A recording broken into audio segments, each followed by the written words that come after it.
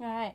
I got a fringe. I've been wanting to do something with my hair for so long. I am growing it out because I want to donate it again, so there's not really much you can do except for get a fringe. I can tell it's going to get annoying, but hopefully I'll get used to it. If I tie my hair up like so, there's still hair on my face, so I don't look completely bald. Let's do this.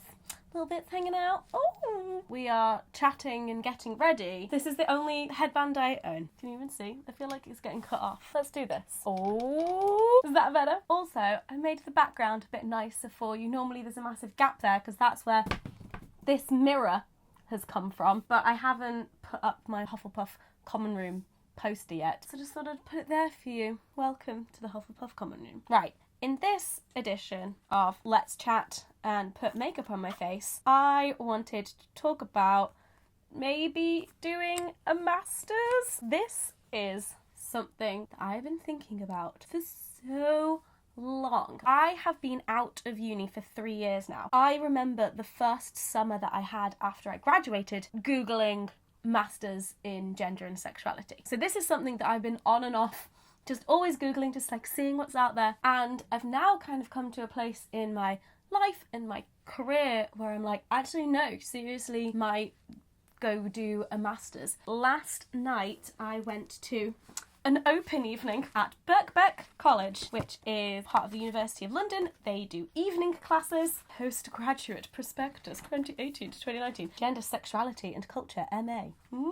Just being there, I was just like, oh my god, I want to be a student again. The open evening was really good and really helpful. I'm not planning on starting a master's this year. If I did, it would be October 2018. But I basically got to talk to the woman who convenes the Gender and Sexuality MA and just talk to her about the module and stuff. And then I did a campus tour, which is great. And do you know what it made me realise? Being a student is worth it just for the really cheap gym membership. A gym and a pool in central London, 240 quid a year. That's £12 a month. That is enough to convince me that being a student again is a good idea. Basically, I hunger to learn, and I'm also not very good at learning by myself. I need a classroom, I need to be set some homework, and I need like a tutor who I can just go to if I have questions and if I want to talk something through, like a mentor kind of thing. That is how I learn best. Over the last 3 years since being out of uni, I've learned a lot, but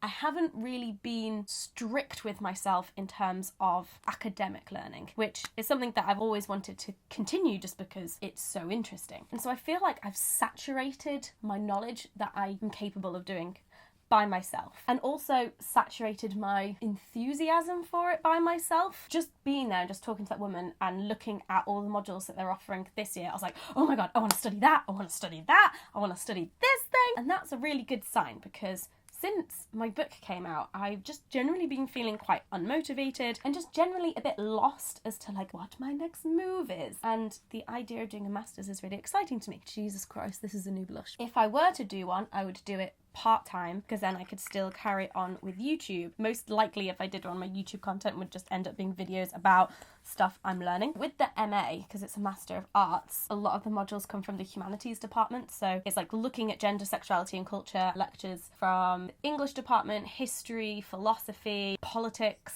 film, media, lots of stuff. There was one module that they're doing this year that was called something like Gender and Criminal Justice. Oh my god, I was definitely like flirting with the idea of this for a while, and I'm so glad I went to the open evening, because that's kind of been more like, yeah, this is something that, you know, if I aim to start October 2018, I can kind of like work towards that. Also, Birkbeck organise loads of lectures, seminars, workshops, film screenings, book launches and performances around gender and sexuality throughout the year that are open for students and non-students. So I think over the next year I'm going to attend a bunch of those and see how much of an appetite I really do have for it. The woman I spoke to gave me her email address, and I'm going to email her, and she said she'd send me the syllabus, which means I can have a look at some of the books that are on the reading list. Doing a master's is a big deal. 1, it's a lot of work. 2, they're quite expensive. 3, the amount of time. So if I do it part-time, it's going to take me 2 years. So I have to think about that time commitment as well. This is not a decision I'm taking lightly. I'm going to do as much research as I possibly can. And part of my research and figuring it out is doing this video. This feels like a diary entry for me. I'm just like, this is how I'm feeling currently about the idea of doing a master's. Also, You guys are a resource to me. Are any of you doing masters? Have you done a masters? Did you do a masters alongside doing a job? How was that workload for you? I'd be interested to know your experiences. Also, does anyone go to Birkbeck? What's Birkbeck like? Because it's an evening school, so I can fit it into my schedule. Lots of life decisions being made. And also on top of this, on Saturday, I'm going to a flat viewing because I want to buy a flat. I have no idea how relatable this is. I don't know what's happening in my life. I'm just like, oh, looking into doing a master's, maybe buying a flat. Like, oh God. I don't think I've ever felt any more adult, but maybe not, because I'm like, I want to be a student again. Just huge life things potentially happening in the future is exciting and terrifying, and I just want to get it all right. I want all of the decisions that I make now to be the right ones so that in years to come I'm in a good position. It's Isle Island time, so bear with whilst I don't speak to you. Oh, also, my dad is an academic, so he is very pro Hannah doing a master's. Gotta keep that academia in the family. But yeah, we'll see. Just having this is so exciting. This interdisciplinary course bridges the divide between the social sciences and the arts and humanities. You will explore different theories and approaches to gender and sexuality with a focus on the humanities, including literature, history, media and film, visual art, philosophy and cultural theory. Oh, I've just got makeup all over this prospectus. The other thing is, so last night I tweeted about being at the open evening and about wanting to do a master's in gender and sexuality, and there's been a few tweets from people being like, well,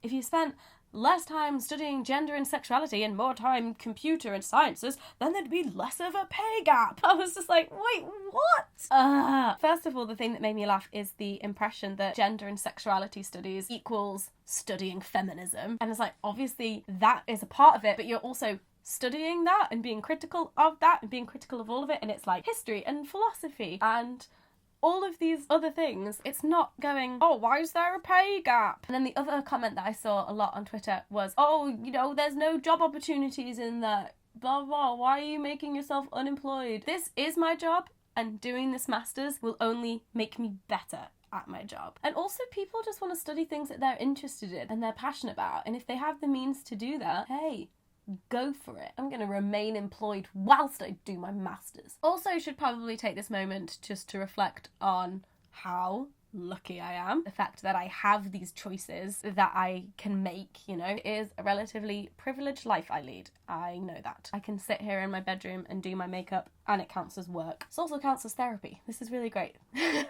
Oh, the other thing I need your help with is the fact that my MAC lipstick in taupe is basically out. Look at that. It is so done. This is my favourite colour. I wear it like every day because it's so beautiful and nude, but I need to find a cruelty-free replacement. So if you know of any dupes, let me know. I don't want to get rid of it.